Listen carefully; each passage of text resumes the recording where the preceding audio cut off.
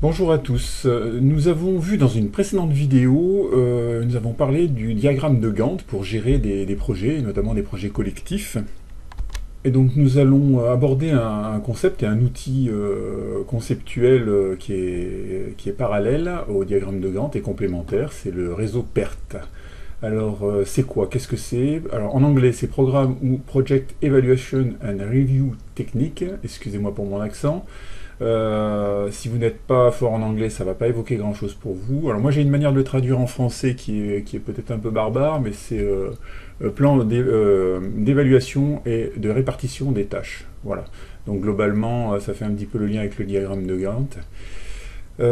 Donc on a un réseau de tâches à réaliser, d'un réseau qui est organisé dans le temps et avec des fléchages d'antériorité. Certaines tâches doivent se dérouler avant d'autres, certaines tâches peuvent se dérouler en parallèle.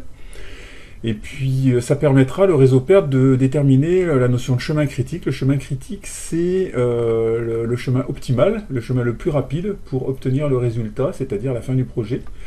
Et on s'aperçoit que en organisant les choses d'une manière cohérente et en ne faisant pas les tâches dans n'importe quel ordre, en se donnant des contraintes sur l'organisation de ces tâches, eh bien on arrive à optimiser la durée et l'efficacité d'un projet.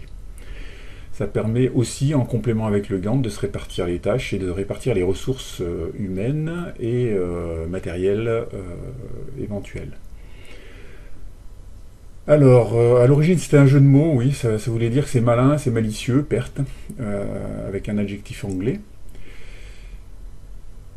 Voilà, et c'est un concept, c'est un outil qu'on peut mettre en relation avec ce qu'on appelle le mind mapping, qui sont des cartes conceptuelles, qui permettent aussi de traiter, de réfléchir sur l'organisation d'un projet.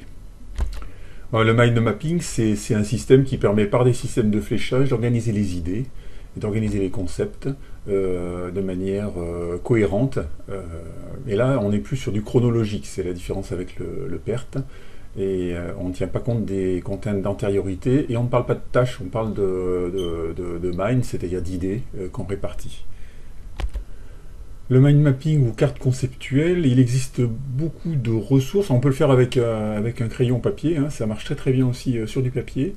Maintenant, il est possible de travailler sur des logiciels qui sont soit en ligne avec partage, il y a des versions gratuites et bien sûr des versions qui sont payantes.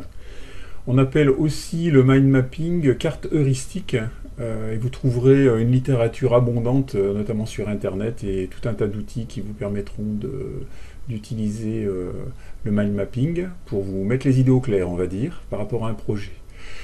Donc ces trois outils, mind mapping, diagramme de Gantt et PERT, sont vraiment indissociables d'un projet, et si vous arrivez à les mettre en œuvre sur Internet de manière partagée pour travailler en équipe à distance, eh bien c'est une excellente idée. Donc je vous place sur le site le lien vers un excellent PowerPoint qui est un rapport de Rémi Bachelet sur un mémoire qu'il a réalisé sur ces thèmes, avec tout un tas de liens, et je trouve que les outils qui sont évoqués sont tout à fait pertinents. Sinon, l'outil que je vous ai présenté, qui fait partie du cours, donc que je mettrai en lien aussi partagé, c'est un outil qui est un mind mapping. Alors c'est vierge, hein, là j'ai mis tarte tatin, mais vous pouvez faire ce que vous voulez après.